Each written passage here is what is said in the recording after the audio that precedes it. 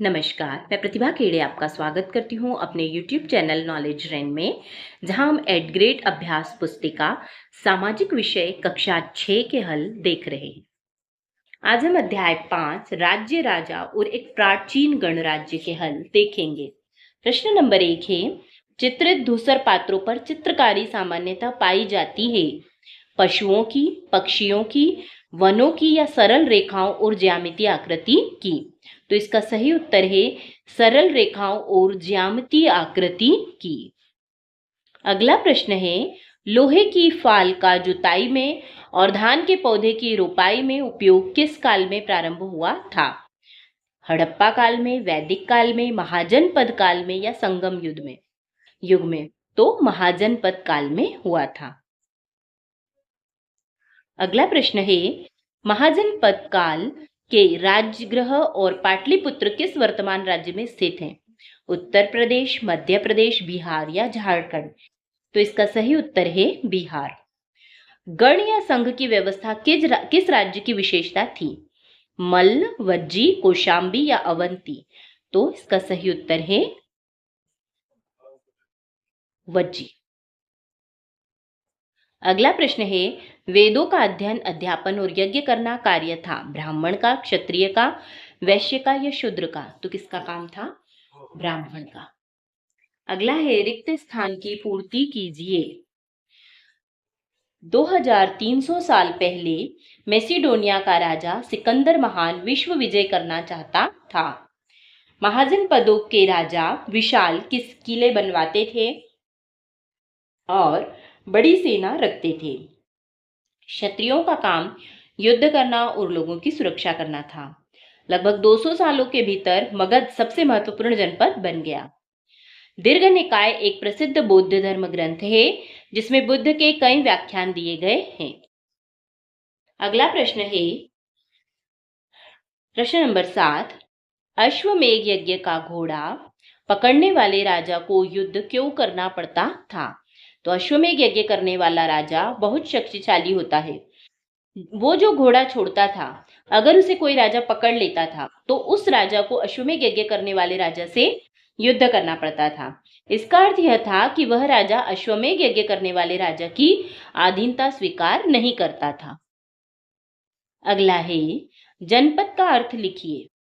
तो महायज्ञों को करने वाले राजा अब सिर्फ जन के राजा न होकर जनपदों के राजा माने जाते थे और जनपद का शाब्दिक अर्थ था जन के बसने की जगह, ये होता है। अगला है, पुरातत्वविदों की खुदाई से जनपदों की कौन सी बातों का पता चला? तो खुदाई से पता चला कि लोग झोपड़ियों में रहते थे और मवेशियों तथा अन्य जानवरों को पालते थे। वे चावल, गेहूं, धान, जौ, दालें, गन्ना, तिल तथा सरसों जैसी फसलें उगाते थे। अगला है प्रश्न नंबर 10, दिए गए चित्र को ध्यानपूर्वक देखिए व उसके बारे में 3 वाक्य लिखिए। इस चित्र को हमें ध्यान से देखना है और इसके बारे में हमें 3 वाक्य लिखना है। तो ये चित्र धूसर पात्र है। इस तरह के पात्रों में ज्यादातर थालियां और कटोरियां ही मिली है।